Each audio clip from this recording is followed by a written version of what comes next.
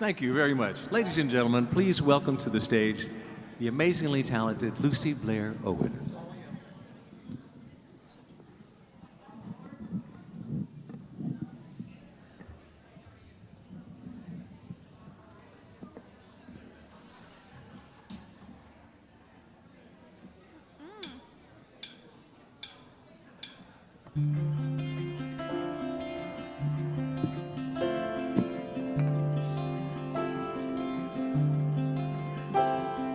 Catch me a lightning bug, sing me a song, help me escape from this feeling that's captured my heart, at least what is left of my heart. Girls in light dresses remind me of you, and butterfly kisses. Now what do I do with this heart? At least what is left of my heart. I gave your love much too easily.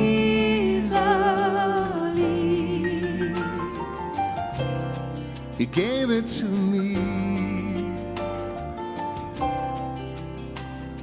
I must have been crazy. You were too young to see what would happen, what would become of my heart, at least what is left of my heart. I gave my heart, what else could I do? Give it to you, and you threw it away. Someday my heart will mend. But till then, my days are filled with dreams of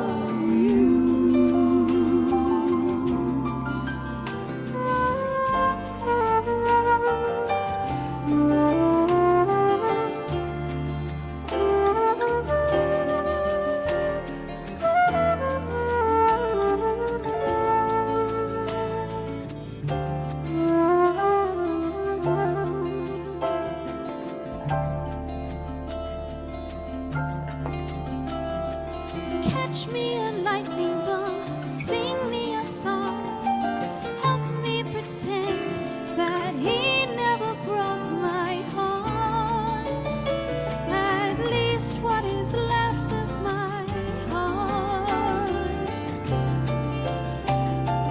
We gave our love much too easily. Now what happens to me? oh, it hurts to be free with what's left of my heart.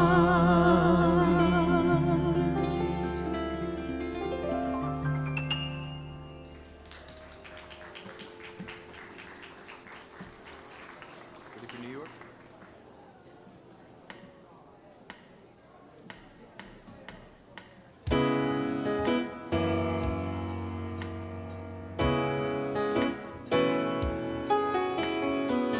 Some folks like to get away for a holiday from the neighborhood. Hop a flight to Miami Beach or to Hollywood. Ooh, but I'm taking a Greyhound on the Hudson River line. I'm in a New York state of mind.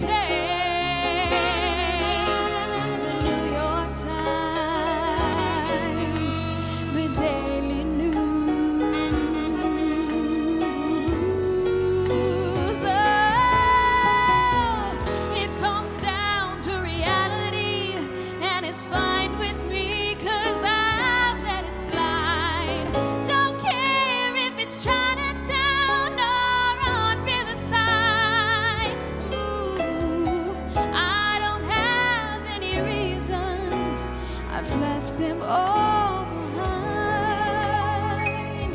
I'm in a New York state of mind.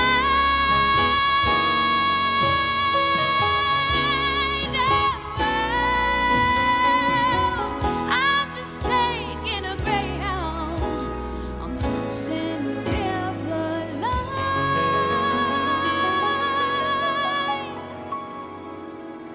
'Cause I'm in a New York state of mind.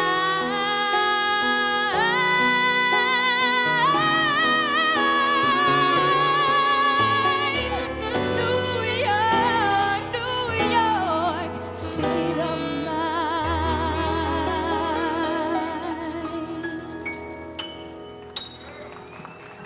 Miss Lucy Blair Owen.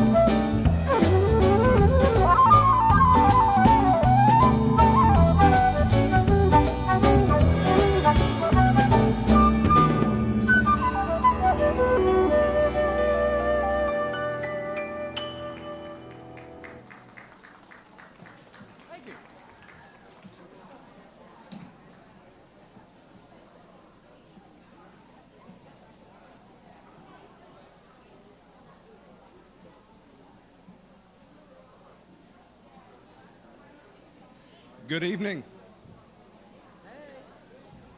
Good evening. How is everyone?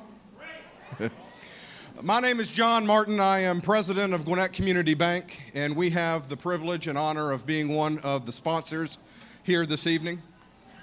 Gwinnett Community Bank, for those of you who don't know us, we're located on Buford Highway, Duluth's only locally owned and operated community bank.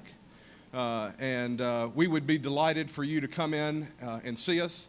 If we don't know you, there's several members of us wandering around. We have a table out in the lobby. We'd love the opportunity to shake your hand and get to know you a little more this evening. We're delighted to be a part of Duluth. We're really excited about all the great things that are going on in Duluth. Many of those things you're going to hear about tonight. We wanted to do something a little bit different to get things started. This is going to be a little bit of a different kind of evening, a little more interactive. So in the spirit of kind of getting you in the spirit of getting interactive and participating in the show, we're going to play a little trivia game. So I'm going to go to some of the Gwinnett Community Bank team members in the audience. Going to find some of you, and we're going to play a trivia game for a chance to win some fabulous prizes. So first we're going to go to Joe Godfrey. Joe, who do you have? Hey, John, I got Pam Smith. Pam's the owner of a local art gallery here in Duluth called Two Smiths. So she's here for Pizza Corners, and I believe she's going to answer your question. Great. Pam. Pam, shout it out when you know it. Duluth has had 3 female mayors in its history. Name them. Nancy Harris, there's one. Shirley Lassiter. I can't hear. Alice Strickland, there was the third one. She wins a Gwinnett Community Bank blanket. Next, Ginger Goolsby. Ginger, who do you have?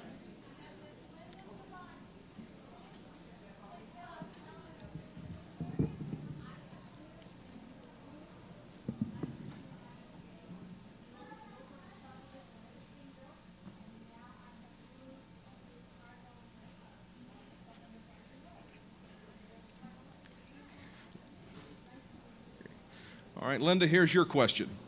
Before Duluth was known as Duluth, what was the name of our city?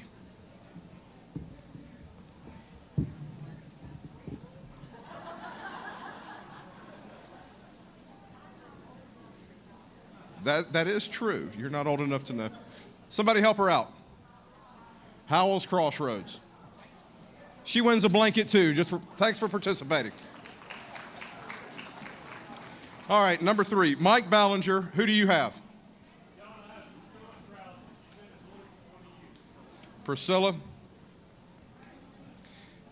In the 1940s, the Dutch Mill Restaurant and Motel opened and became a famous landmark and business on Buford Highway. What current Duluth business is located on the old Dutch Mill site? Absolutely correct. All right, and last, this is the grand prize. We're going to go to Vicki Frost. Vicki, who do you have?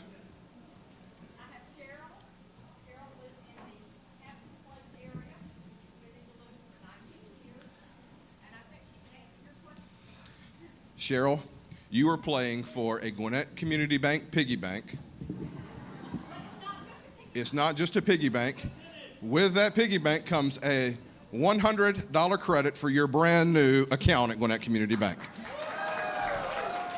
So, yesterday, the Atlanta Falcons earned their second trip to the Super Bowl by beating the Green Bay Packers in the NFC title game. Their first trip in 1998 featured what former Gwinnett Community Bank director as its head coach?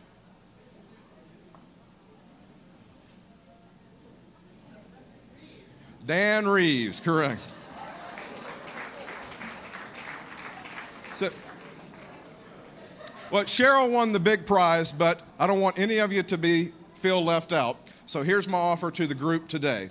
I want to buy your checks.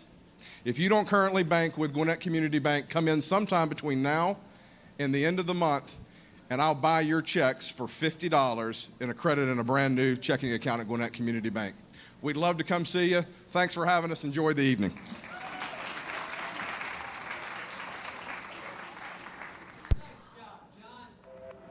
With injuries I've had, I thought I wouldn't be able to play college ball anymore. With the help of Gwinnett Medical Center, the injuries didn't hold me back, and now I'm able to play at the next level.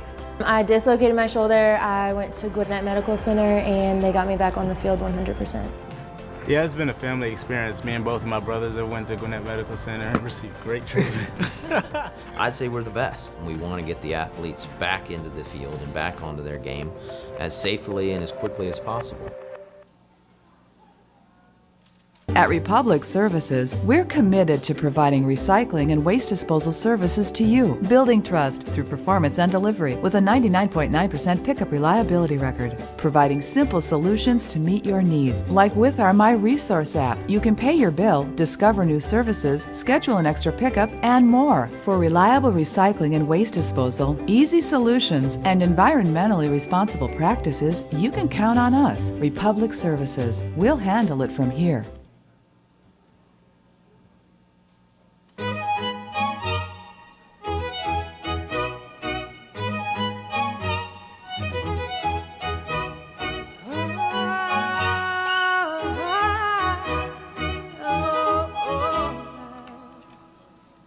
We're 1,000 miles from comfort.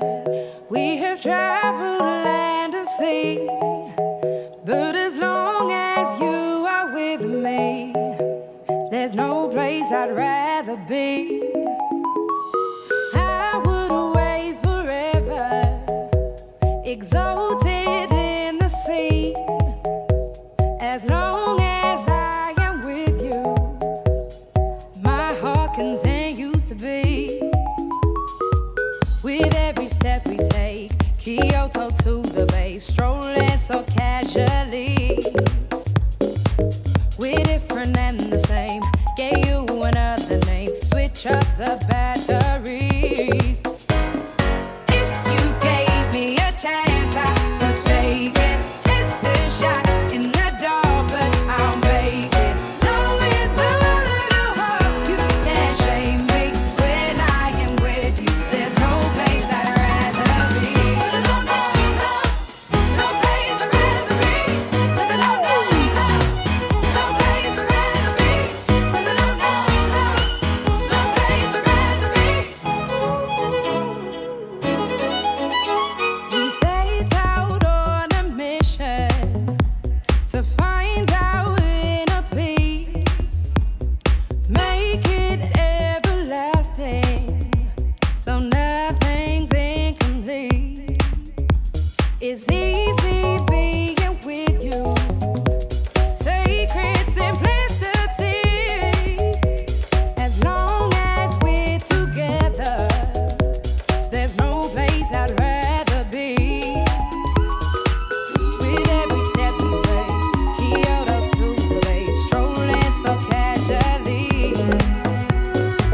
We're different and the same, gave you another name, switch up the batteries. If you gave me a chance, I would take it. It's a shot in the dark, but I'll make it. Knowing the little heart, you can't shame me. When I am with you, there's no place I'd rather be. No, no, no, no place I'd rather be. No, no, no, no, no place I'd rather be. No, no, no, no, no place I'd rather be. When I am with you, there's no place I'd rather be. No, no, no, no place I'd rather be. No, no, no, no, no place I'd rather be. No, no, no, no, no place I'd rather be. When I am with you, there's no place I'd rather be.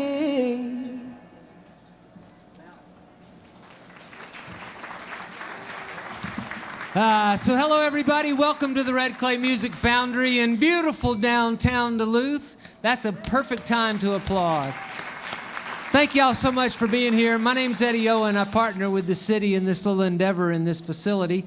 We have a music school downstairs. We produce shows on this stage, and I'd like for you right now to give a big old round of applause to the B. Duluth Band, Elgin Wells and Bill Wilson and Lucy Blair Owen. They were the ones that were entertaining you on your walk-in. You couldn't really see them for the screen, but I promise that was them playing. I also have a little announcement to make. Kevin Grass, where are you? You've won a prize. Come on up here. He's won a grand prize. We've just made about 6 vacations on this credit card, and it was found. And now that we've purchased our vacations, we're going to give it back to you.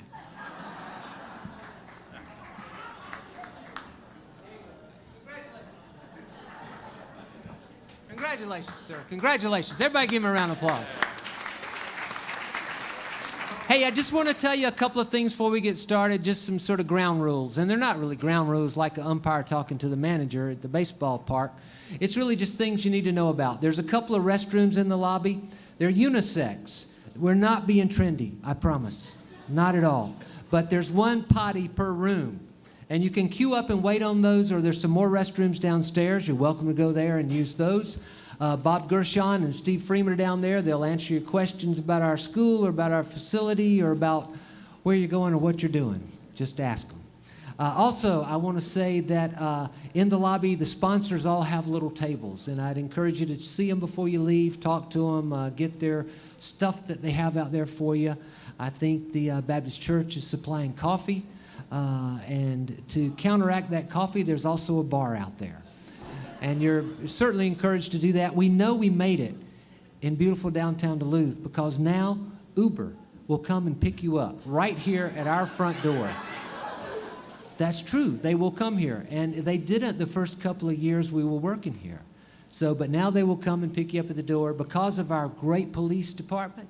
Your car is safe wherever you left it. You leave it right there, you take Uber home, and come on back tomorrow and get it. That works fine. What an exciting time to be in beautiful downtown Duluth, huh? You see it happening. You know, I came about 5 years ago, and we talked about these things that are happening. And there was talk, and there was plans, and there was drawings. But you know what you do right now? You see it. You see what's happening at Parsons Plaza. You see what's happening across the street. And it's a great time to be in beautiful downtown Duluth. I can't think of anywhere I'd rather be, to tell you the truth.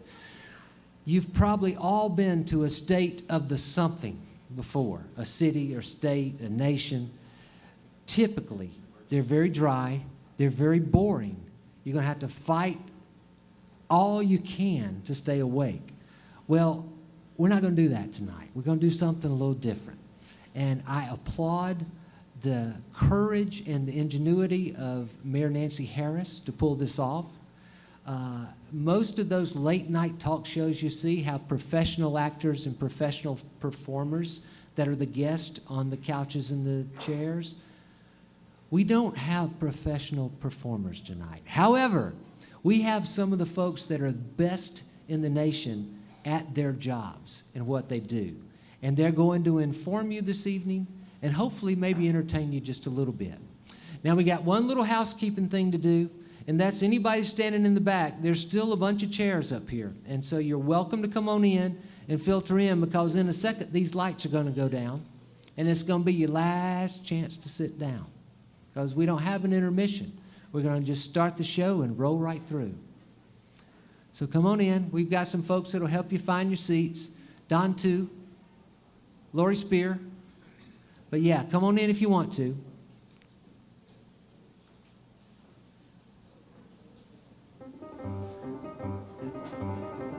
Bill Wilson.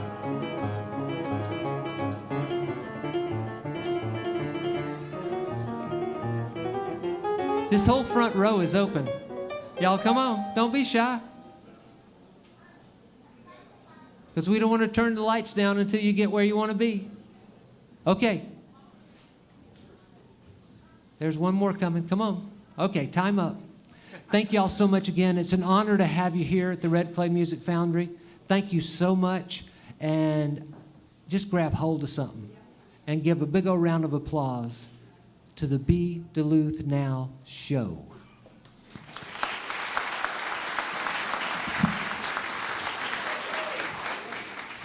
Hi, ladies and gentlemen. I'm your announcer. I'm Jerry Bignotti. I was not born in Duluth, but by God, I got here as fast as I could. Eddie mentioned to you the Be Duluth Band. He forgot one important thing to mention. That young lady that was singing, 15-year-old Lucy Blair Owen, is his daughter. I think we should give it up for her.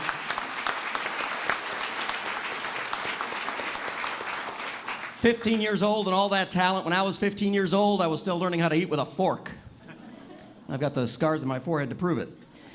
I can't think of anyone better qualified to host a program called Be Duluth than who we've got. She's a lifelong resident of Duluth, former principal at B.B. Harris Elementary School, retired from Gwinnett County Public Schools. She serves on a number of boards in the Duluth area. And she's our mayor. Please welcome Her Honor, the Mayor of Duluth, Nancy Harris.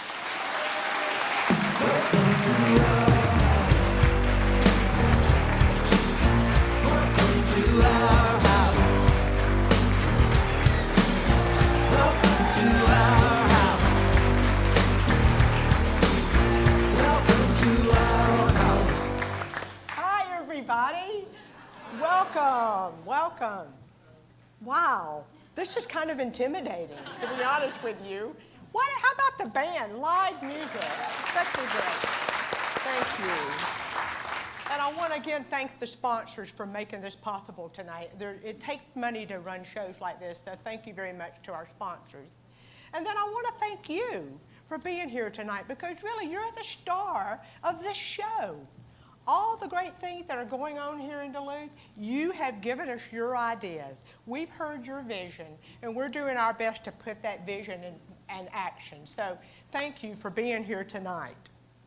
You know, when you think about the future of Duluth, and you wonder, I ask myself, is Duluth the city of a future? Is it a future that's going to be bright for people that are looking for a place to raise their family and look for a job? And that's really the number one question that we ask ourselves.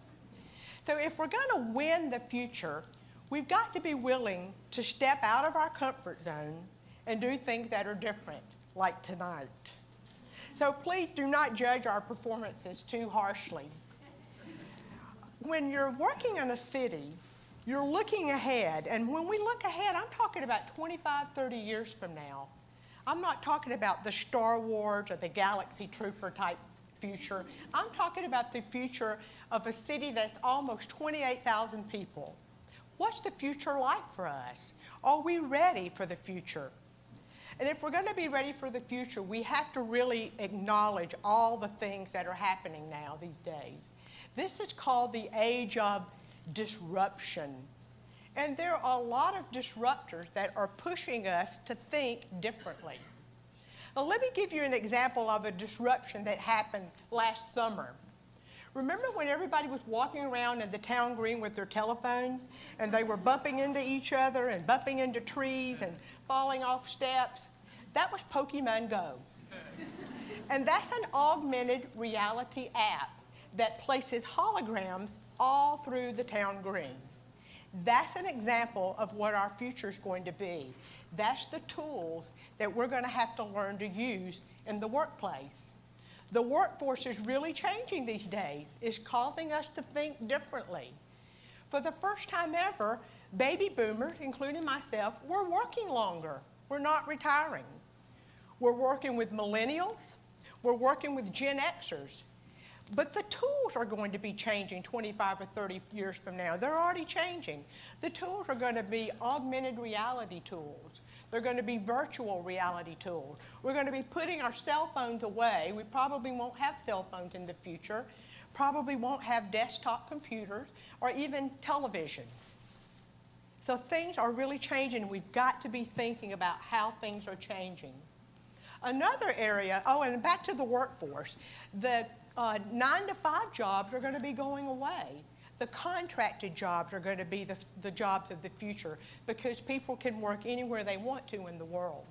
So 9 to 5 is really not important to people. Another area in which we're going to really have to pay close attention because we are being disrupted is transportation.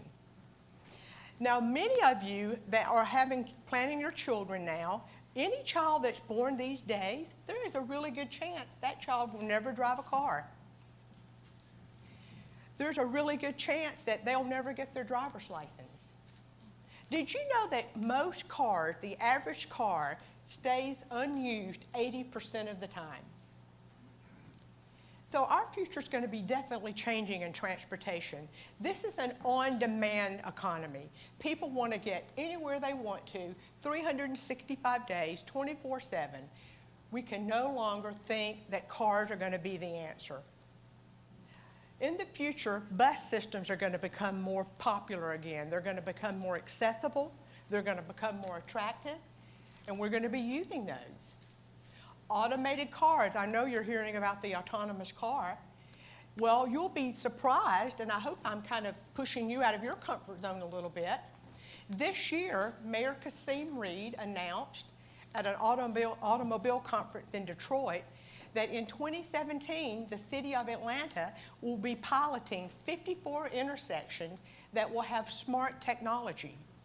This means that the cars, the software in the cars, will be connected to the traffic lights.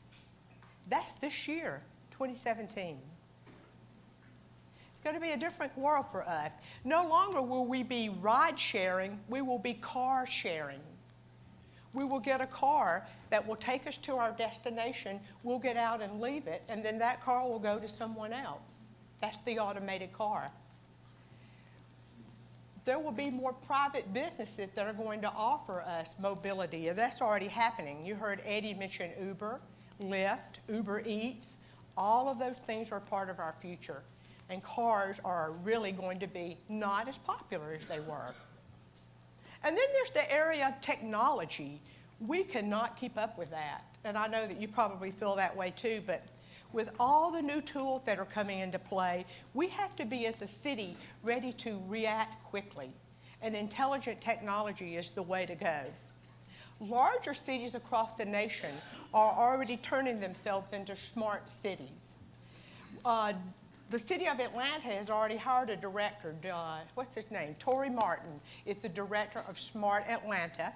So Atlanta's already exploring how to be a smart city. Now, what that means, another name for smart city would be digital city or a wired city. And it means that you operate the urban flow of your city through technology.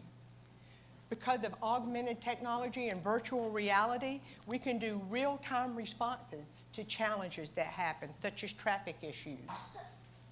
So in the future, our money for transportation may not be spent on expanding roads. Our money for transportation 25, 30 years from now is probably going to be on making our roads smart, keeping them paved, keeping them so that we can have the autonomous car out here in Metro Atlanta. There is even talk of a flying car that's going to be unveiled by the year 2020. So the workforce is changing, transportation is changing, technology is changing, and there are many other disruptors in the world that are pushing us out of our comfort zone. So tonight, for 10 years, this is my 10th State of the City address because I'm beginning my 10th year. Thank you. For the 10th year, I just really wanted to do something different. And I didn't want it to be about me standing up here for 30 or 40 minutes and giving you a bunch of information. I really wanted you to meet the people that are making things happen. Now, there are over 150 city employees, so we can't have them all up here, but you're going to see a representation tonight of city staff and all of the city council members. And in your program, you can see the names, the titles of each of these people, because I won't be calling out their titles tonight, just their names. So what I want you to listen for is Duluth, the city of the future. Are we doing what it takes to attract the talented and the young professionals to Duluth? So I'm going to move over to the desk, and we'll get this show started.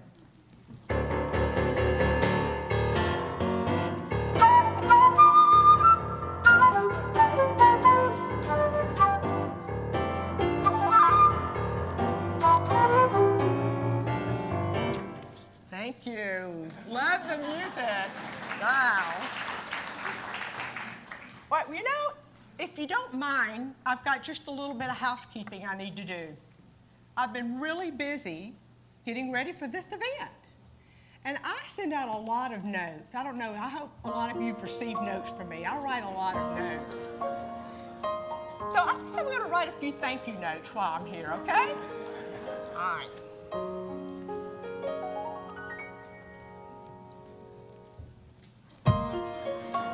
Thank you to the residential group and Kirk Alexander for demolishing and redeveloping Proctor Square and for bringing us the district. Now I no longer have to answer those stupid questions. What are we going to do without Big Lots? What are we going to do without a cigar store? What in the heck is that parking deck doing over there?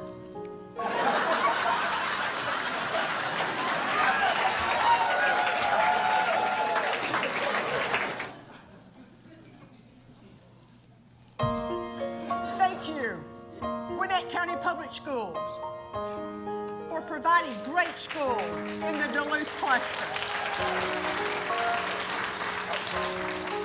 And thank you for renovating Coleman Middle and naming it after Mel Brooks. I meant Brooks Coleman.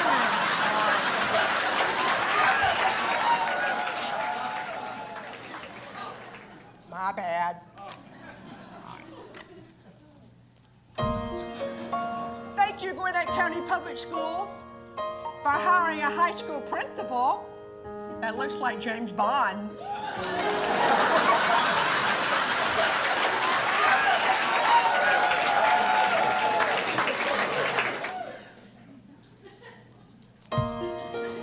Thank you, Jeff Fuquay, for developing Sugarloaf Marketplace and bringing Sprouts full of healthy options to counteract the grease attack from Waffle House.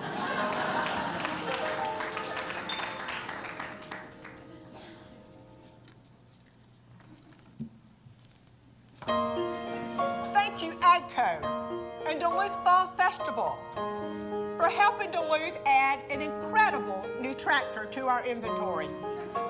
Please reconsider and allow more than one person to drive the tractor.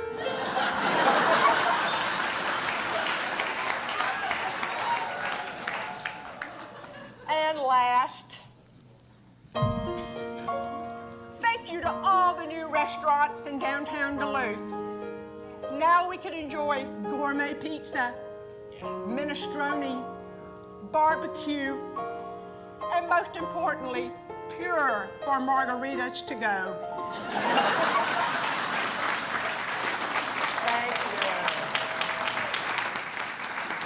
Thank you. I'm glad to have that over with. Thank you for letting me get that done. All right, next we are going to introduce our first set of guests. So I would like at this time to bring on to the stage Bill Aiken, Chief Belcher, Audrey Turner, and Kelly Kelkenberg.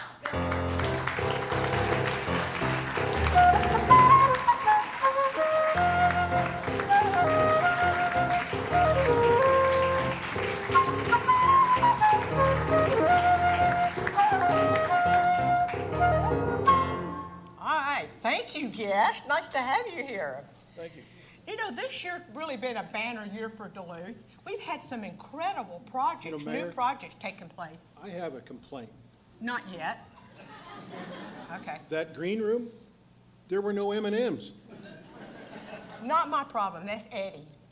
All right, we had some brand new developments coming up during the year. We had the Sugarloaf Marketplace, which opened in 2016, residential and retail. We had lots of housing to pop up on Peachtree Industrial Boulevard. We added park improvements to the Scott Hudgens Park. And we even have a brand new Starbucks that seems to be doing really well. Well, all of these new developments are exciting, and we're very happy they're going on. But we must remember that Duluth is an old city. We were founded in 1821, and some of our neighborhoods are over 50 years old. And some of our strip malls in the city are 25, 30 years old as well. So what I want to focus on tonight for a little while is what are we doing to make sure that we pay attention to the older developments in the city? You see the new things are going up. Let's talk about some of the older developments.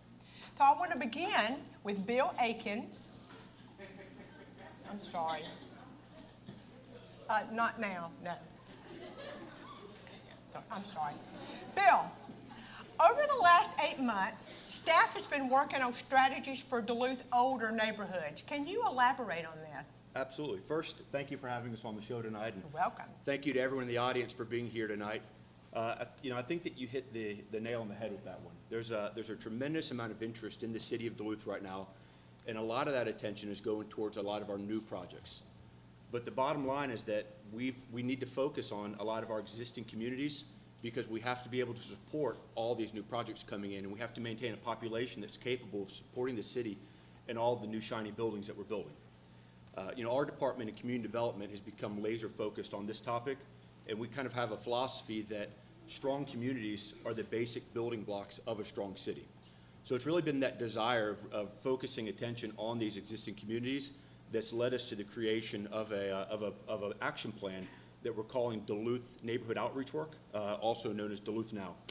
And like most jurisdictions, we realize that we're going to face a lot of issues. And one of the issues that we're going to face is the fact that we do have aging housing stock. In 2015, the census published data on housing, and in terms of what they found in Duluth, was that we have 11,500 housing units. And of those, 78%, or roughly 9,000 housing units, were constructed in or before 1999. So that means that roughly 9,000 houses in Duluth are at least 20 years old or older. And what we see as we're out there is that a lot of these homes in these existing neighborhoods, that there's sometimes a lack of general maintenance that's required on a 20 or 30-year-old home. So one of the strategies is going into those neighborhoods and working with those property owners. Another issue that we've seen, which most, like other jurisdictions, is that a lot of predominantly strong single-family owner-occupied housing and subdivisions are seeing a transition to having more renter-occupied houses. We have nothing against renters, and we certainly have nothing against landlords, but what we do have an issue against is poorly maintained rental properties in the city. So one of our goals is going to be to locate these properties using the tax assessor's data and other means that we have to find these properties, and really have a stance against slumlords and absentee landlords for letting properties run into the ground like that. In terms of our department, one of the services that we can offer is with code enforcement, and something that we've done recently is we've gone from one code enforcement officer, which is what Duluth has always had, to 3, and that's been in the last couple weeks. And that doesn't sound like a whole lot to go from 1 to 3, but we really feel like that increase in code enforcement will allow us to stop being a complaint-driven service and really go out there proactively and work with communities in the city of Duluth. Some other initiatives that we're taking with this action plan are traffic calming. We'd like to reinvest in a lot of infrastructure in neighborhoods and ensure that today's problems are being met with existing infrastructure. We have a neighborhood cleanup scheduled where we'd like to go out and help citizens clean up their property by providing them with dumpsters and potentially even people to help them remove that debris. And lastly, one of the items that we're looking at is a strategy to empower neighborhood groups and HOAs, really manage themselves, because what we've seen is so many HOAs just kind of have fallen to the wayside because they haven't had the support from the city. So at the end of the day, what we're working on is a strategy to really go out in the community and support existing neighborhoods. Thank you, Will. Great answer. By the way,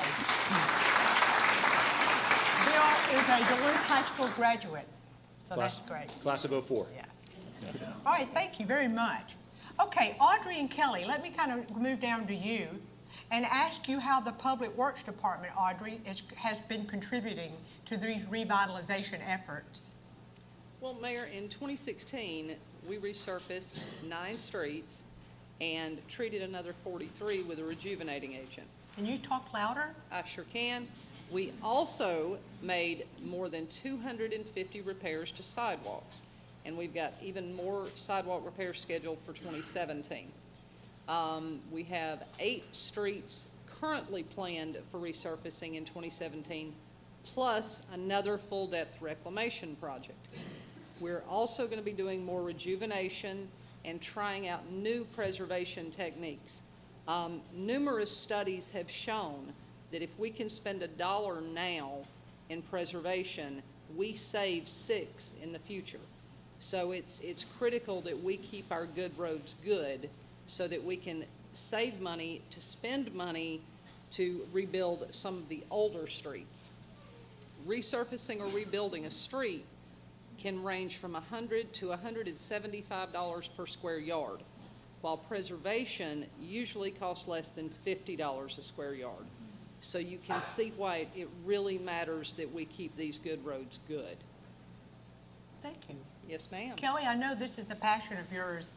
Well, it's been my philosophy that it doesn't do us any good to keep building new stuff and have nice, new, shiny stuff if the streets that are in our communities, the older residential areas, are allowed to deteriorate to the point that people don't want to go in there.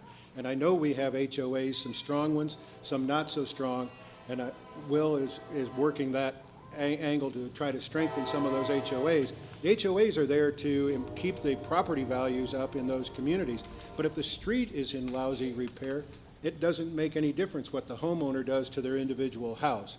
So this is all part of that problem, or problem that we're trying to take care of. The other piece of this is, Audrey talked about a full-depth reclamation.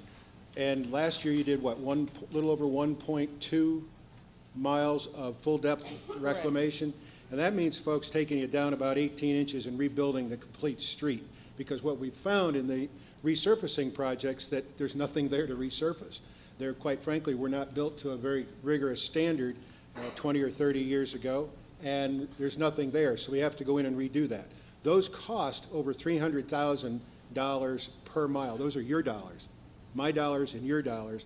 And when we spend them on that, it's something we can't spend somewhere else. So we're making every effort to preserve, as Audrey said, what we can, where we can, but we have to go back and rebuild some of the mistakes that are 30 and 40 years old. Thank you very much. All right, Chief Belcher, all of these efforts must have an influence on overall. Hey! Oh. I'm sorry. I thought this was the party. No. I'm sorry. I told you, this is unexpected. I'm sorry. All right, Chief Belcher, all of these efforts in these older neighborhoods, that has to have an influence on safety. Absolutely, Mayor. When you have a neighborhood that's old, poor lighting, high shrubbery, overgrown trees, that's just an invitation for the criminal element to come in at night because they got plenty of area to hide. As we drive through a neighborhood or we drive through a supermarket or a shopping center and there's high bushes and low lights, they see us coming way down the street. All they have to do is sit down on the ground behind a bush. We drive right past them. So by coming into an area, revitalizing that area, putting in new lighting, more lighting, cutting down some of the shrubbery, and making the area look like it's livable, that there are actually people in this area, that will reduce the amount of crime that is taking place in that area. Chief Belcher, what are your plans for the future for Duluth as far as keeping us safe? As you alluded to earlier, Mayor, technology is the future of everything that we do. We've been doing a program now in the police department for, well, I've been working on it for probably 10 years or longer, and it's finally coming to fruition in the last 5 years or so that we're putting cameras in every one of our parks. All of our buildings that are city-owned, we have cameras in. We have a lot of cameras in the downtown area, and we're going to continue to put cameras in the downtown area and other locations, and this is for your safety. We're not here to spy on you. We just want to make sure you're safe. As a result of this, our Citizens Police Academy, the graduates of our academy are volunteering to monitor these cameras. So we have our citizens of Duluth monitoring our cameras to assist us. What this will do, if they see something, they can contact the dispatcher and tell the dispatcher what they see. A uniformed patrol officer will then go to that location and determine if there is anything there that we need to do. We also, with the cameras, we're looking at adding additional cameras throughout the next 5 years. And one of the cameras that we're excited about is an LPR camera. We will be putting these cameras at the entrances to the cities, and we hope to put them in all of our parks. Now, what these cameras will do is they read the tag of every vehicle that drives down the road. So we will get an immediate response if the car is stolen, if the registered owner of that vehicle is wanted, or if there is a sex offender driving into the city. By putting this into the parks, that will notify us immediately that we have a sex offender in our park, and we'll send a unit over into that park area just for observation. Another area that we're real happy to get into right now is a drone program. We've got a program of 4 drones. These drones have infrared cameras on them. They will be running 24 hours a day. Now, what I mean by running 24 hours a day, the officers on duty 24 hours a day are trained to operate these cameras.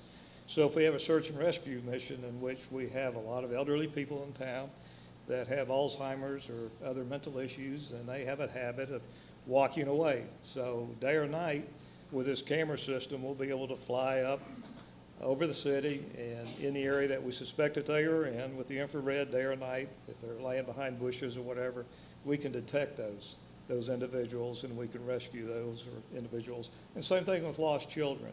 We are cleared by the FAA.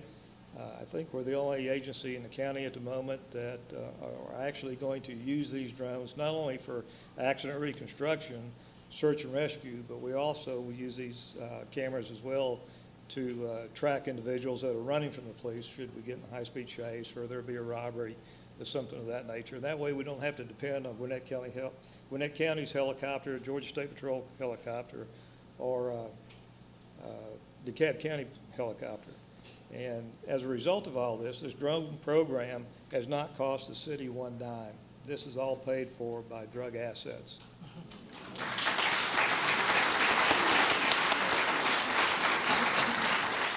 Well, I appreciate all of this great information, and if some of this is interesting to you, feel free to reach out to any of these people after tonight and learn more about this. But at this time, I'm going to have to say goodbye to this set of guests, so let's give them all a round of applause.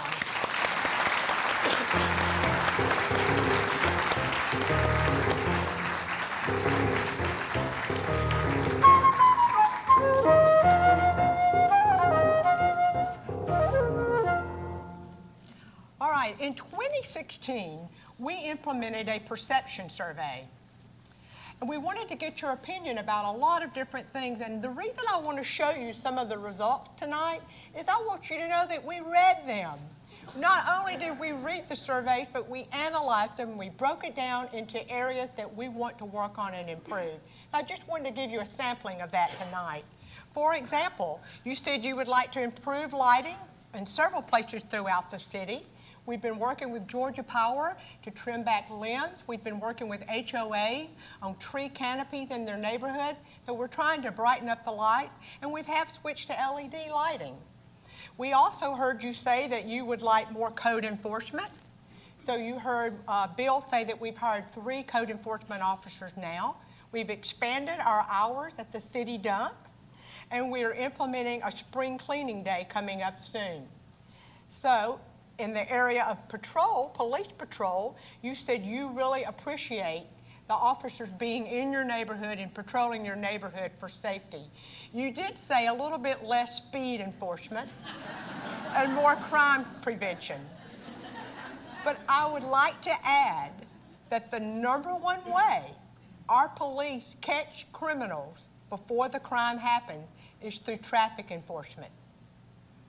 So they're really not out there to catch you going 10 or 15 miles over. They're really out there pulling over people that are potential problems. Remember, they had the tag readers.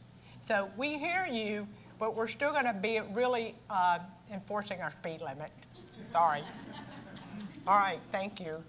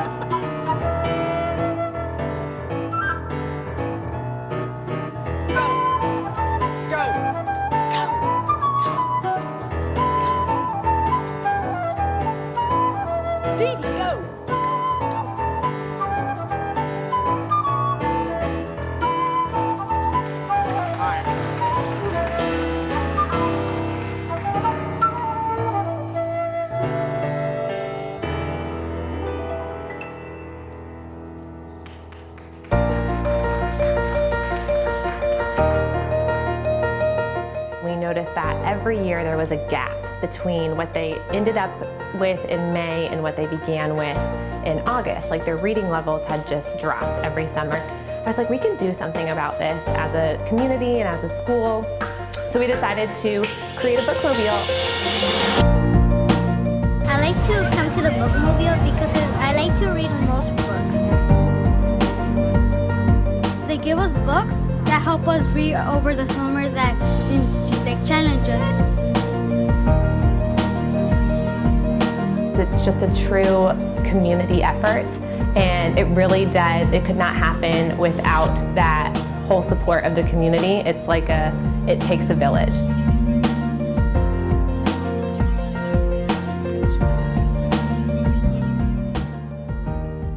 All right, I'd like to introduce you. I'm sorry, Jerry, I took your line. Oh, You that's go. okay. You start the No, sentences you and I'll fin- finish you them. go. You're better than me.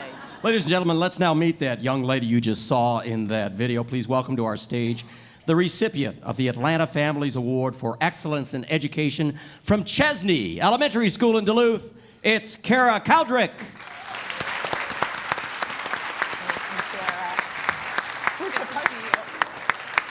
Microphone. This one? All right. I don't think this is the right one. Okay, 1 second. We'll figure this out. All right, I wanted you to meet Kara. I met Kara last summer when she was running her bookmobile. And several council members went with her for the day. It was one of the most moving experiences I had ever been through. When we drive up into these apartment complexes, and there would be hundreds of children and their families waiting to check out a book. Every night before, I think we did that on Wednesdays, right? Wednesday. On Tuesday night, she goes to her mom's house, unloads her mom's minivan, puts in the books that she purchased with her award money, goes out into all those apartments, comes back, unloads the van, returns the minivan, and then next week she does that again for 6 weeks. So we started thinking there's got to be a better way. So we contacted our good friend, Rich Case, and they are here now to do a little presentation. So come on up and introduce yourself. Good evening, everybody. My name's Kevin Kolb. I'm with the Rick Case Automotive Group here in Duluth, and excited the mayor called us and said, hey, listen, we have an idea. I want to run it by you. We have a phenomenal teacher that does some great work in the community, but she has a small problem. She needs a van and some help to deliver some books to a lot of families here in the community. So that sounds easy enough. So, Carol, what we'd like to do, so you don't have to, I think you were borrowing your mother's van, I'm not sure. So what we'd like to do during the 6-week period, we're going to donate the use of a van, and not only the use of a van, we have a individual that works for the company that's volunteered his time to come help you distribute the books. So we're excited to continue that. Thank you so very much.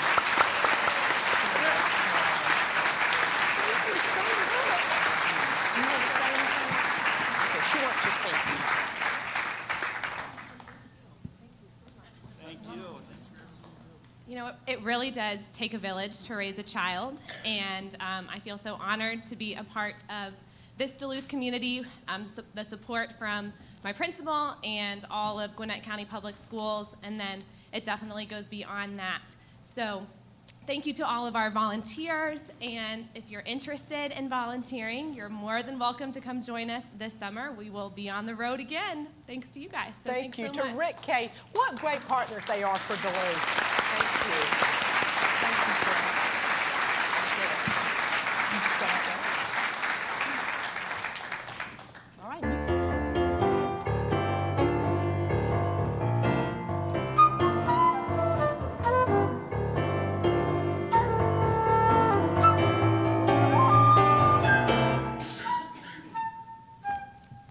All right.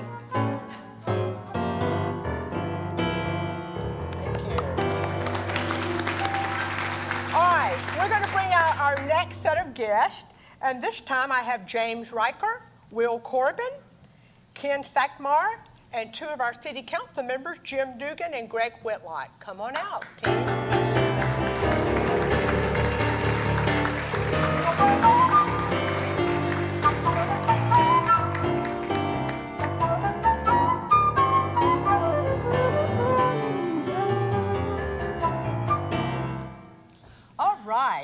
have some good-looking guys up here.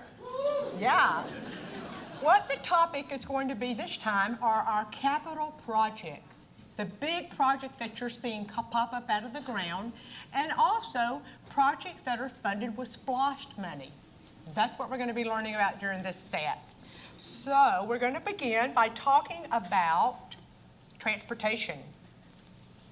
And the first question, I'm going to look at James Riker and Jim Dugan to help me answer this question. During 2016, Duluth had a few significant transportation projects taking place. Can you tell us about these projects and then go into a little bit about the future projects? Sure, thank you, Mayor. Many of you are aware of traffic cones, barrels, detours, road closures that have occurred in Duluth during the last 2 or 3 years. But despite the inconvenience and the frustration at times, this has all led to better improvement for our city. 3 major improvements come to my mind immediately, and coincidentally, they're right outside this building. The realignment of State Road 120 and the realignment and the traffic signalization has led to traffic flow improvements, better, safer pedestrian crossing, and increased lighting to better highlight one of our main entrances into the city. The second one would be north of Coleman Middle School on North Main Street. We've got a wider road, we've got sidewalks, we have increased, better lighting on both sides of the street, and improved landscaping. And in addition to that, we have 37 new parking spaces. A third one is the realignment and configuration of Hill Street and elimination of that bad drainage ditch at Catherine Willis's driveway there, which is a great safety improvement. But these projects will better provide for walkability and safety of our citizens and for traffic flow through our city as we increase and do major improvements in the downtown area. Thanks, Jim. All right, James, can you tell us about some projects that are ahead? Sure. In the next few years, we have some exciting transportation projects. Probably the first one that you'll see starting very soon is the connection of George Rogers Avenue. It connects State Route 120 to West Lawrenceville roundabout. Many of you know an old tannery was located there. The city acquired that property, and we're hoping to start that in the next 60 days. We also have improvements considering to construct a multi-use trail that would connect Coleman Middle School out to PIB, which is the Western Gwinnett Bikeway. So that will allow folks to come off Western Gwinnett Bikeway and up near the Fuquay development and come into our downtown to Coleman Middle School. We have an improvement that's going on Buford Highway to correspond with the construction. It will be medians, landscape medians, for a little bit of a beautification between Davenport Road and State Route 120. And then we've heard from citizens over the years about just the appearance of the Pleasant Hill-Buford Highway intersection. And as you know, there's just not one tree there. And so there'll be some landscaping and beautification improvements in that area. So when you come into the city of Duluth from Gwinnett County, you'll really notice a difference that you've arrived in a location. Along with that, the city is currently working with Gwinnett County on some shared transportation projects that could add sidewalks in different parts of the community, as well as some potential traffic signals in certain locations. So those are all things that we're looking forward to. And what we're really planning on is how to connect people better to some of the amenities we have and making our community more walkable. Okay, thank you. All right, we're going to move into the topic of housing. And we really do have to think about the kind of housing that we have in Duluth. What do we have? What do we need? So we talk about the strategies of economic growth when it comes to housing. Now, I know that this is something that Greg has a real interest in. So, Greg, I want to ask you, and I'll come to you in just a minute, Will. Greg, we have had a busy year of residential growth. Can you just highlight some of the things that have happened? Sure. First of all, I have to say, though, that I see a dear friend of mine in the audience, and I have to kind of come out and say, Al, I'm so sorry what happened to your Packers. Oh, no. But I'm kind of not at the same time. But I love you, okay? Well, as we all know, Duluth is a very mature city. There's not a lot of free land left in Duluth, not a lot of green, undeveloped land. As the mayor and council has gotten together and we've looked at what we want in residential in our community, we realize that what we have to do is attract people that fit our vision of our city. We already have a lot of multifamily, we have a lot of starter homes. We don't have a lot of executive housing pretty much. So with the lots that are being developed now, we have tried to raise the standard of each one of those neighborhoods. And the goal really is to find people and families and individuals that will visit our businesses, that will support our schools, and will get involved in our community. And with that, what you'll see is the townhomes that are going up are starting in price ranges of the mid-200s, and none of them are chicken houses, though.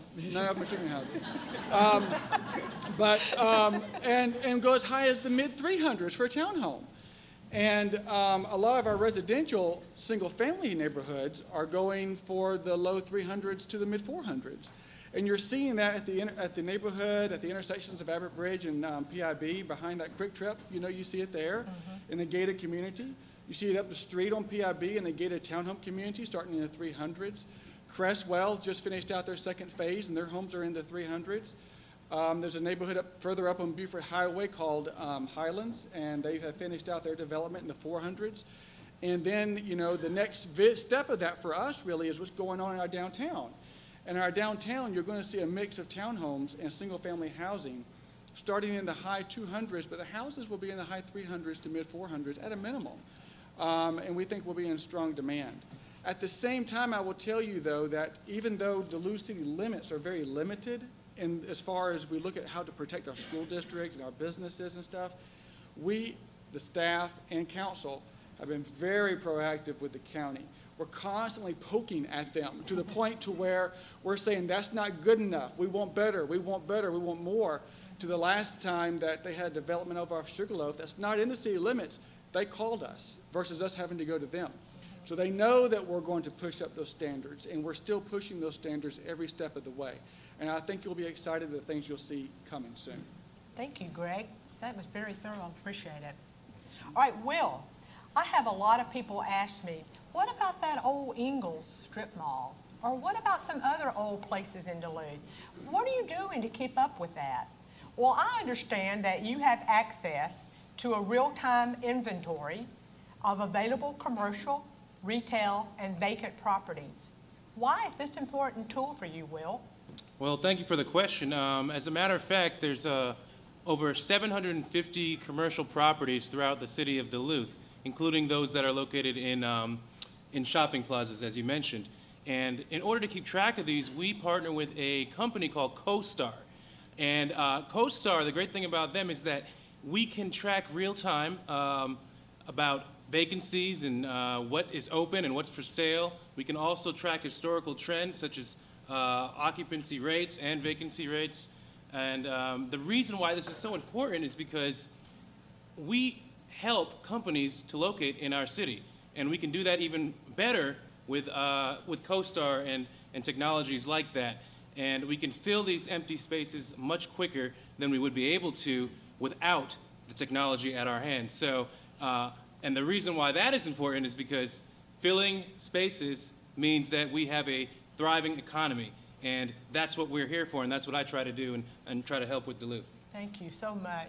You know, we do have a lot of strip malls that need attention, and I had many of you ask me about that, and so I wanted you to know that they are in communication with the owners of these malls, doing everything we can to keep them from going downhill and maintaining a high standard. So thank you very much for that, Will.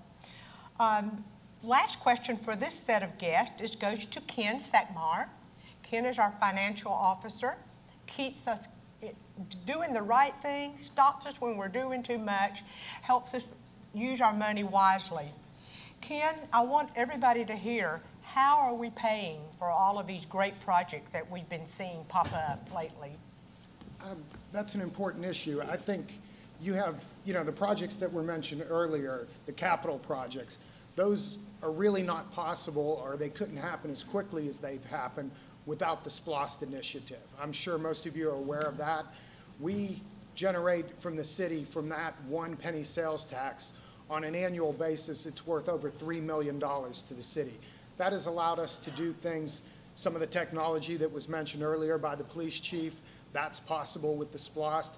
The projects you see, the SR 120, the widening of that and realignment is possible. Some of your parks projects are all possible with the SPLOST dollars.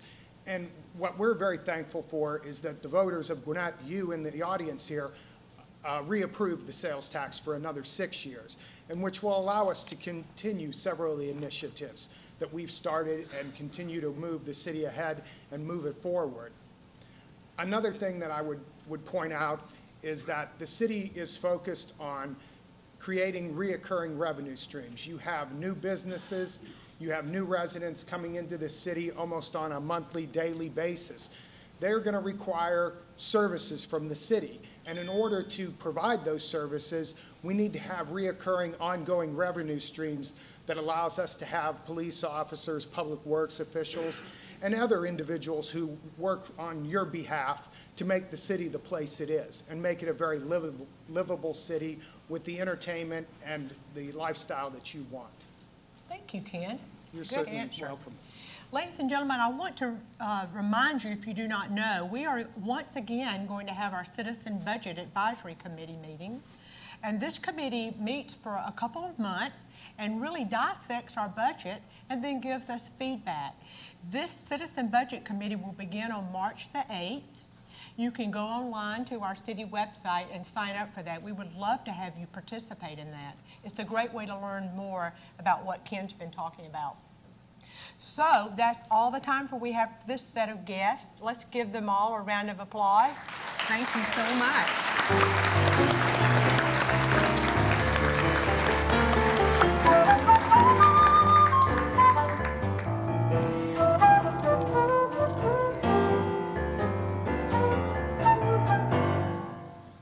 All right, let's take another look at some of the survey results.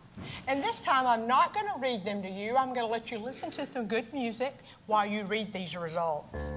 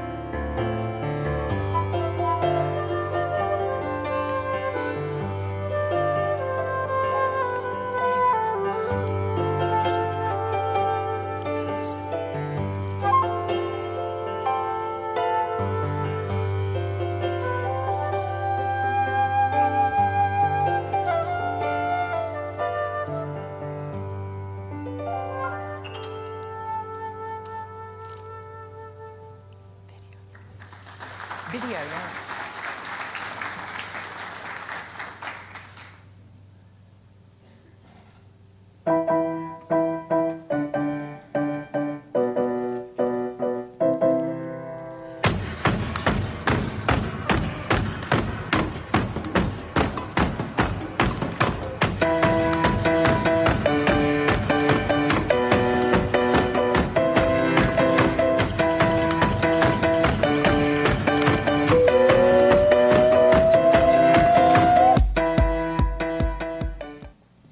And now, ladies and gentlemen, the person that, or the thing, the animal, what are you anyway? Dee Dee, the star, or wants to be the star of this show. Come on out, Dee Dee, the star of the demolition video.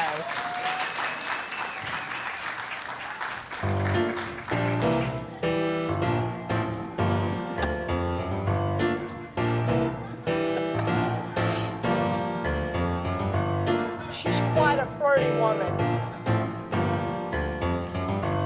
All right. We're going to bring out our last set of guests for tonight. That'll be Councilmember Billy Jones, Councilmember Marsha Beaumont, Chris McGahee, Kathy Morelli. Come on out.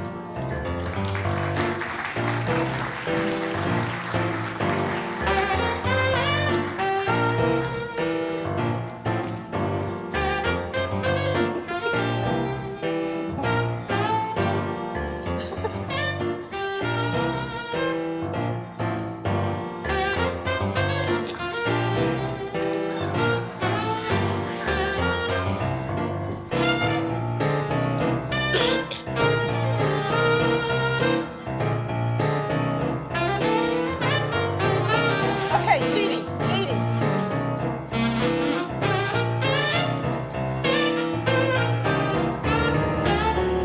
Come on, Dee Dee.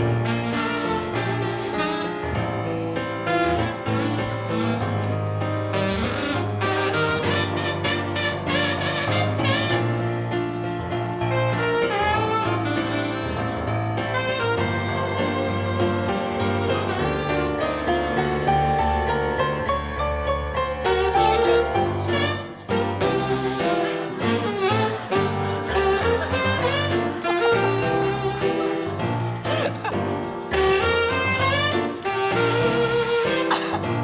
All right.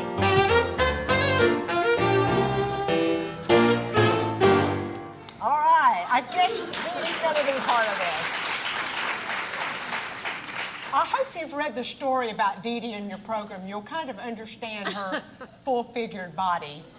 But they may not know about all her ancestors. Not all of them.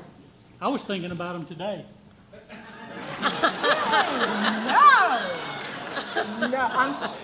All right. Okay, well, let's get started.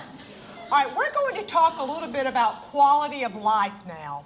What are some of the extra things that we do to make it fun to live here in Duluth?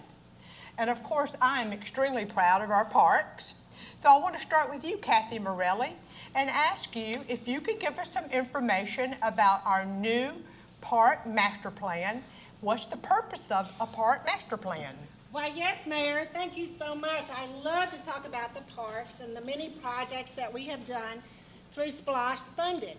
Our Park Master Plan is responsible for the projects that we do. And there have been very many successful projects, from the Chattahoochee Dog Park, the Bunton Playground, and our lodge at W.P. Jones Park. But to keep up with the current trends of the changing community, it was vital that we develop an updated Park Master Plan that was adopted this December 2016, thanks to the Mayor and Council.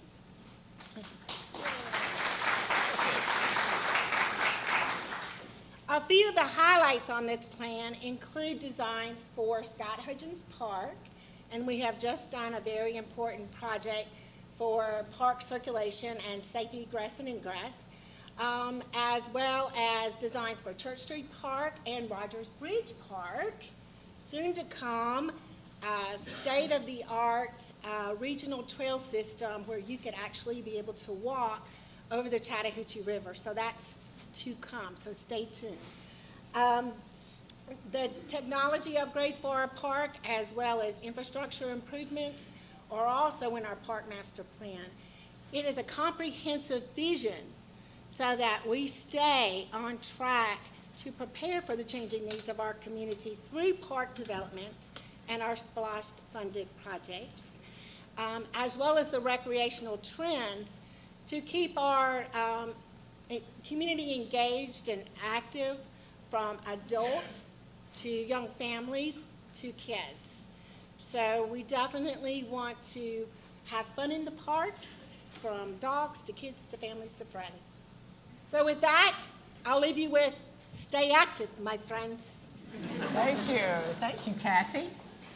You know, Billy, I've noticed that you have on your attire, I guess, for a concert. I do. Tell us about some of the events that we had in 2016, and why do we have events? Events are very important for a community. We have several. We've done great. We challenge the event staff to come up with something new and great every year. You know, this past year we had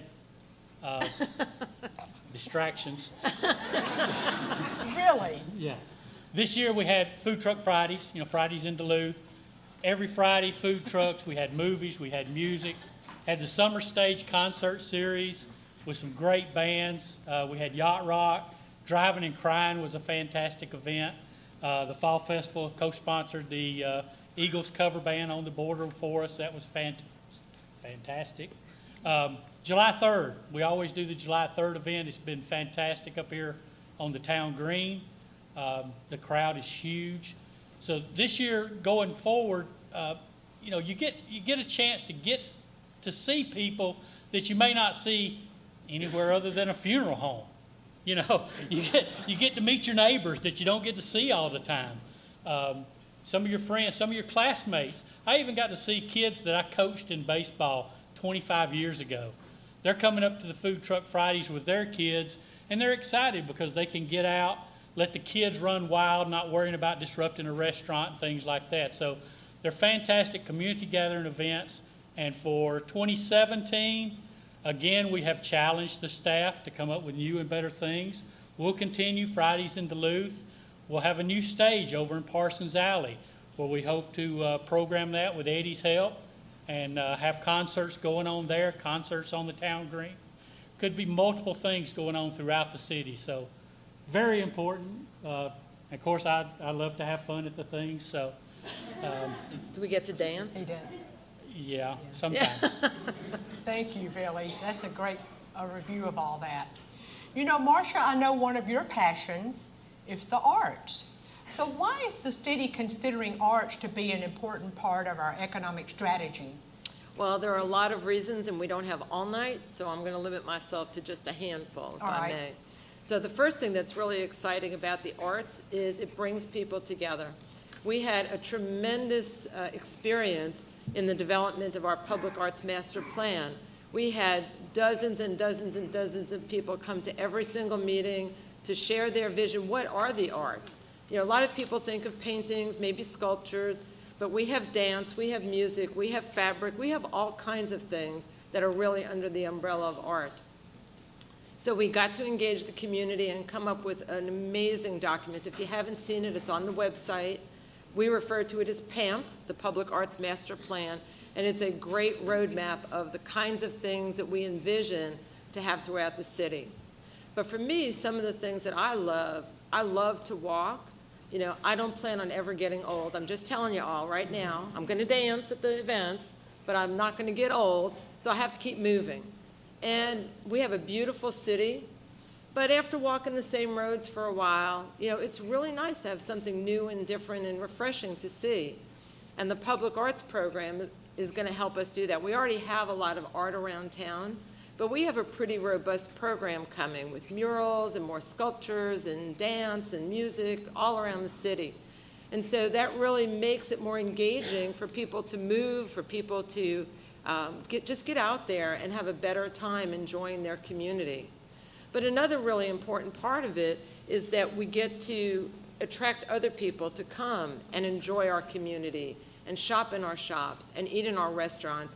And that gives us the revenue stream that we need to be able to do more great events, to do more improvements, to do more things that a city government is supposed to do to make a great place for their community to live. So I love the arts, and I love all the people I get to meet as we engage and as we go through the development of our whole arts program in Duluth. Thank you, Marcia. Thank you for moving us forward with the arts in the city. We have a great team, and I hope some of you will come visit. We have, once a month, we have Public Arts Commission meetings, and they're open to the public. So you're always welcome to come and join us, to hear what's going on, but also to bring your ideas to us. Thank you.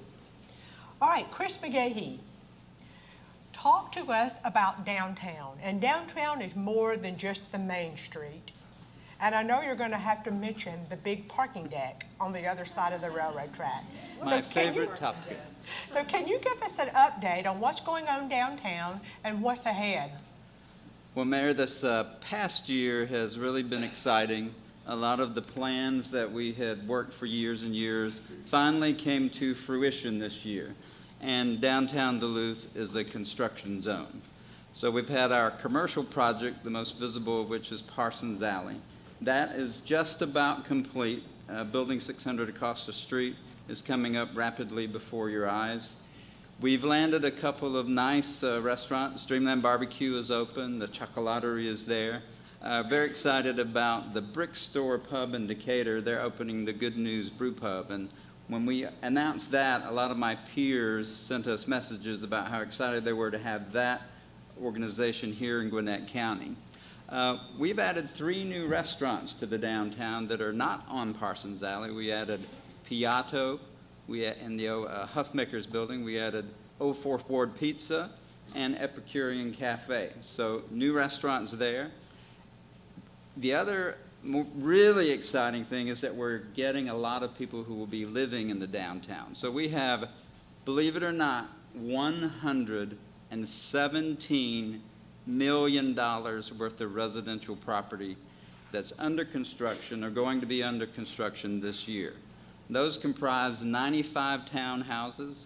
We have 39 single-family homes, and then there are 371 multifamily units that are being built across the street. We also added a new middle school. Mel Brooks is that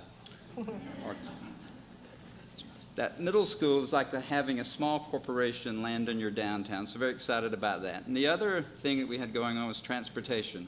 We had a lot of sidewalks added to the town. We had a street light, red light intersection. Now the question that my phone is ringing off the hook about is that thing across the street, this giant gray parking deck. And people say to me, there's even a group that's been organized to paint a mural on the side of that thing to beautify it. Well, that will be seen by the residents who live inside of it because you cannot see that deck once those residential units are complete. There's a rendering out in the lobby. Please take a look at it. It will show you exactly what that's going to look like. So a lot of things going down, and also we have 3 new construction projects that will be occurring this year. The Hole, which is that in between Pure Taqueria and the Red Clay Theater, this is Hole with a to-die wall on it. We're going to have a 2-story building that's built there. Council just agreed to do that project last week. The Truck and Tap is going to be a new restaurant at the end of the historic district. And then when we get 50% of the stormwater complete on the residential project behind City Hall, the new, long-awaited, 9 years in the making library will finally be under construction. So there is a lot of exciting news in downtown. Please have patience. It's going to be a construction zone for at least another couple of years. So thank you, Bear. Chris. Thank you very much. Well, I know that you have enjoyed hearing from all of these city staff people, and we so appreciate their time. Just a minute. Hey, guys, we're in the middle of a show. We're playing Pokemon Go. That was so summer 2016. Get out of here. These are our students. These are juniors from Duluth High School. They're participating in a program called Student Lead, and we meet with them once a month. We work on civic engagement, so that was our Student Lead kid. Sure, yes, go ahead. I'm so glad you mentioned Lead, Mayor Nancy. So we also have a grown-up version of the program. You don't get to play Pokemon Go, or maybe you can, but we have the new class starting, I believe it's in February, but there's still time. We have a couple of slots open. So if you have not yet been through the LEAD program, it's a 7-week program. We meet once a week for 7 weeks. We teach you everything you need to know about how a city works, but in a fun kind of way.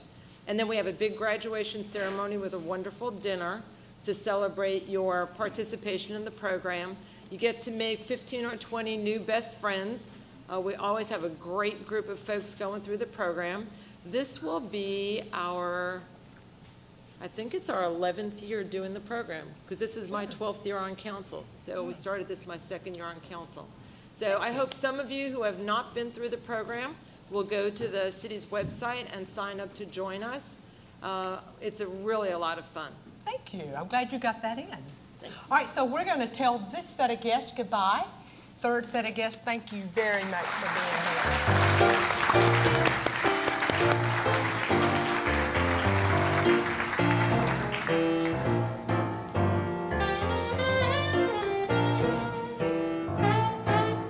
This is where I dance. No, I'm just kidding.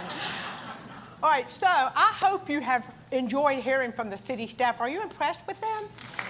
Yeah, me too. You know, my father taught me years ago to surround yourself with people that are smarter than you. So that's exactly what I hope I've done. I hope you feel like our future's in good hands. And I think we're winning the future. I think this is a place where millennials are going to want to come, bring their families, and have a professional career.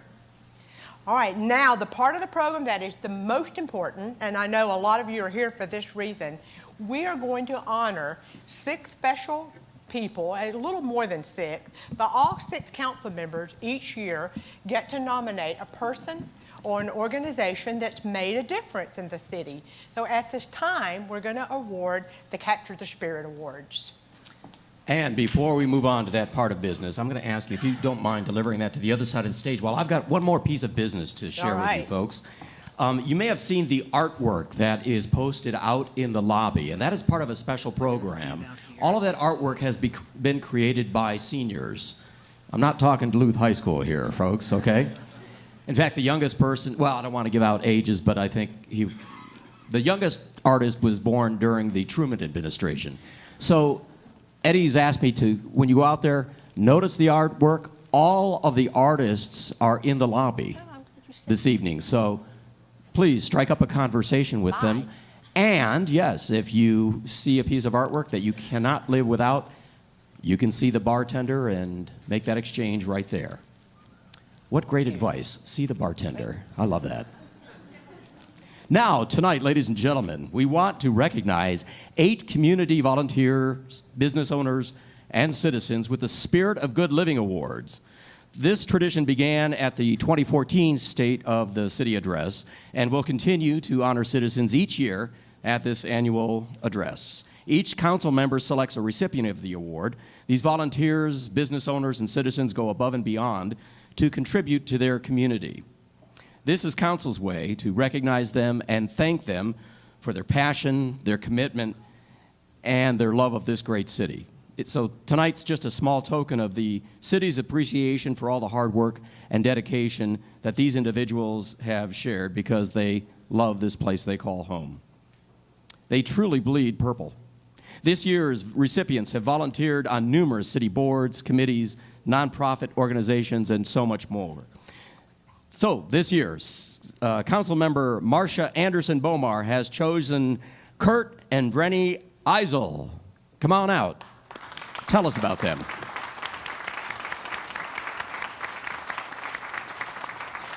I am so excited to introduce to you tonight two people I consider really dear friends. Kurt and Brenny have been in the city of Duluth a very long time. I met them early on when I arrived, and I've been here 30-plus years. They have a wonderful, remarkable restaurant, and if you haven't been there, shame on you. So we'll all go there after the show. So out on Peachtree, well, they used to be in River Green in a beautiful home.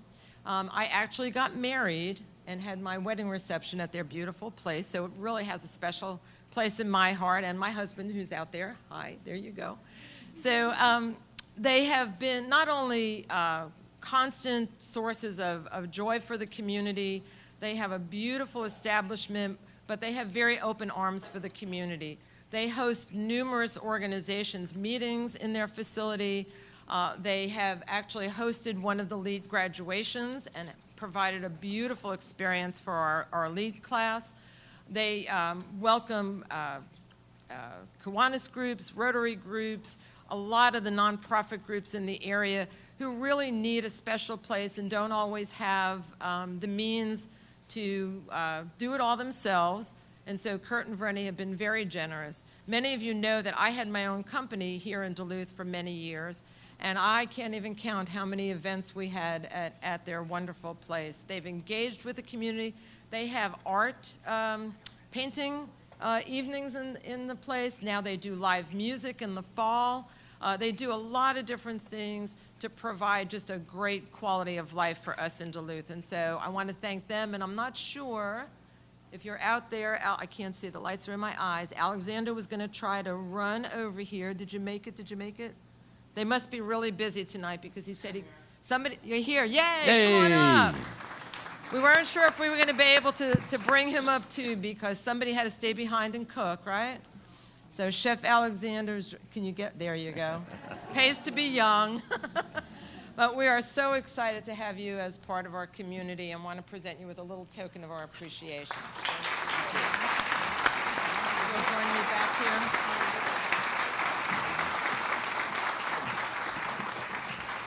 And now, ladies and gentlemen, here is Council Member Jim Dugan to present the award to Ray Walker.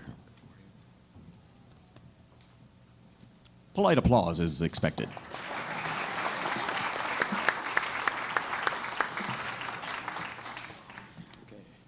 Good evening. My recipient of the year this year is Ray Walker. I've known Ray for many years, mostly through the Duluth Fall Festival and the various committees that he has served on through the city. He has first served the city committee as a member of a committee assisting with the development of the town green.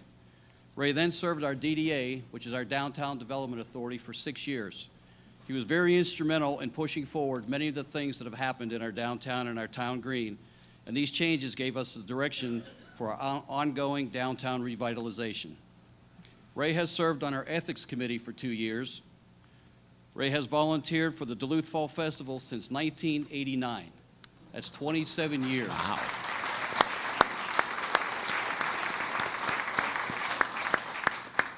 While on the Fall Festival, he has served as Secretary-Treasurer for 10 years. He's been involved with the Arts and Crafts committees and also with the Parade Committee. He attends most monthly meetings.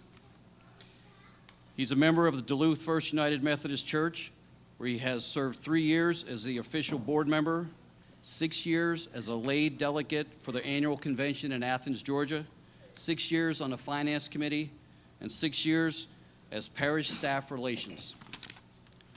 Ray and his wife, Rayanne, longtime residents of Duluth since 1981.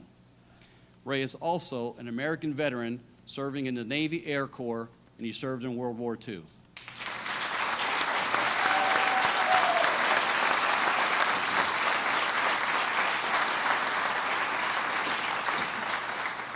It's my pleasure to present the 2016 Capture the Spirit of Living Award to Ray Walker.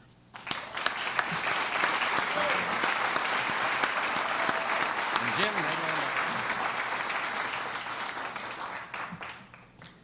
Well, I see, just step right around there because in a moment it's going to be photo time.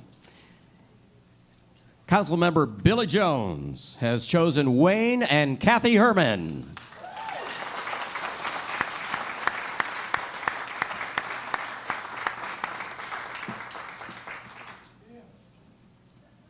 Don't be shy. It is my honor to recognize Wayne and Kathy Herman with the Spirit Award. Wayne and Kathy moved to Duluth about 30 years ago from Nolans. Wayne is a home builder, been building homes for about 37 years, but they've been so active in the community, Wayne and Kathy both. I knew that I had seen them around a lot in my years of doing things in Duluth, but I didn't realize until this last year just how much they put into the community. I was co-chairman of the Fall Festival this past year, and Wayne is the operations chairman for the Fall Festival, and Kathy works with the Duluth cluster schools, getting kids to volunteer. You have no idea how many hours these two spend getting ready for the festival, working around Duluth. Kathy and her involvement with the school and the kids, getting the volunteers there.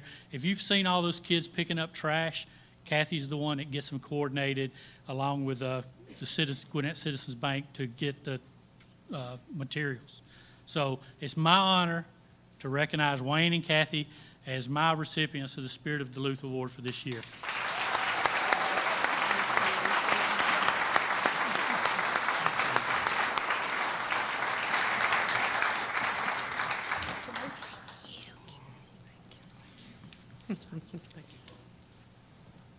Even I get a pause for a hug now and then. Mayor Nancy Harris has chosen Pastor Mark Hearn.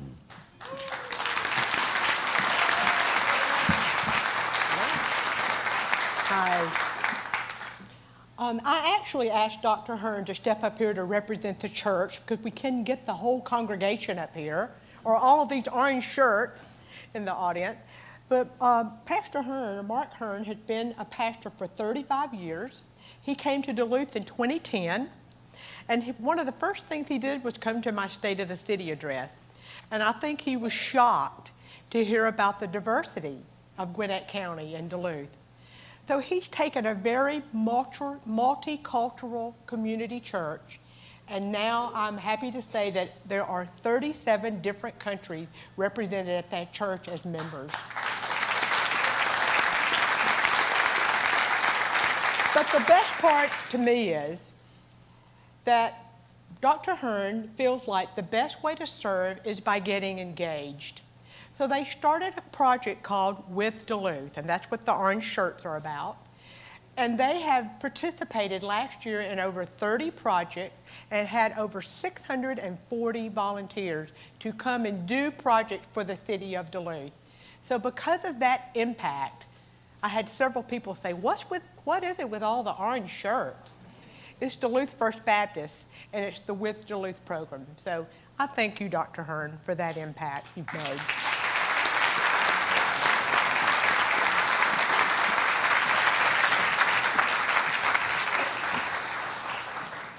This next one is a bit of a surprise. At least it is to the recipient. Councilmember Kelly Kelkenberg has chosen Parv Mahajan.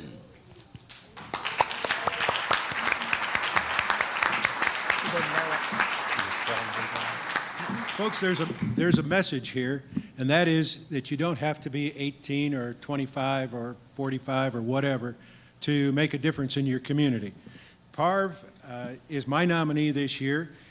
Last year, following the meeting like this, whatever it is,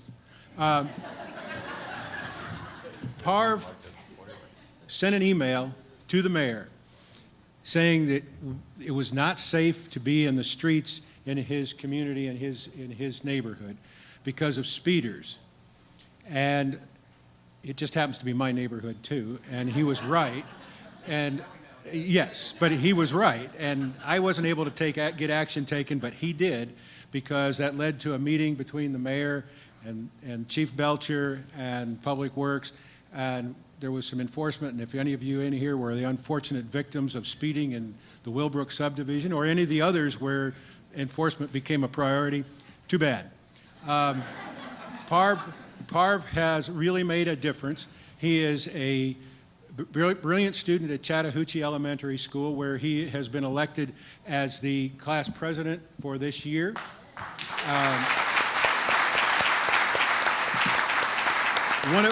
He has several goals in life, and they are good goals. I really have spent my whole career helping people set goals. He's got some goals, folks. He wants to be part of the team that puts a man or woman on Mars. He also has a very specific goal. He would like to be president of the United States in the year 2044. That's a good goal. So, Parv, the Capture the Spirit of Good Living Award is yours.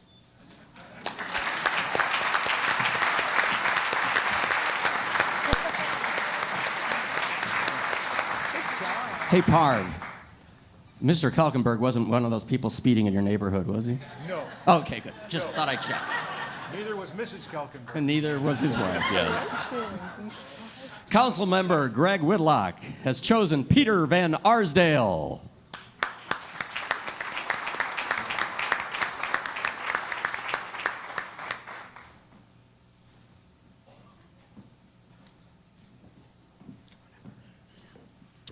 Thank you, everyone.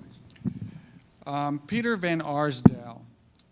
Peter, of course, is not with us today. He passed this past June 2016. I have with me today his widow, Gail, and his daughter, Linda. You have to deal with, I'm having trouble trying to get used to some progressive lenses here, so I'm sorry here. Before moving to Duluth in 2002, Peter served as an aviator in the U.S. Navy. He retired as commander, USNR, in 1988. He held a variety of administrative, executive, and analyst positions for chemical corporations and Brace Corporation. Apparently, he had a great singing voice, too. I heard he sang frequently at church. I never got to hear him sing. I would have loved to have heard that. I first met Peter while serving on the Norman Downs Homeowners Association board. Peter volunteered to serve the board with the goal to stabilize and improve our neighborhood community. You see, Peter understood the theory of broken windows, which generally states that maintaining and monitoring an urban environment prevents crimes and creates an atmosphere of order. With this theory in mind, he was the lead proponent of renewing our neighborhood covenants with mandatory membership of all homeowners, which included neighborhood amenities, established an architectural review committee, allowed for needed adjustments in the financial commitments. He renewed the code enforcement of the property maintenance. In addition to this, he reinstated the COPS program to focus on crime, and he led the project to replace the neighborhood street signs. He also did a lot more than this. He also worked on the dam. The dam was failing. We cleaned up the lake and several other things in there too. Peter helped to establish for Norman Downs what the city of Duluth would like for the rest of the entire community, stable neighborhoods. Thanks to Peter's efforts, Norman Downs neighborhood provides amenities and services to all residents, helped to unite the Norman Downs community, and protected the property values of our neighborhood. For his efforts to stabilize and improve Norman Downs community, I would like to recognize Peter Van Arsdale with the 2017 Capture the Spirit Award.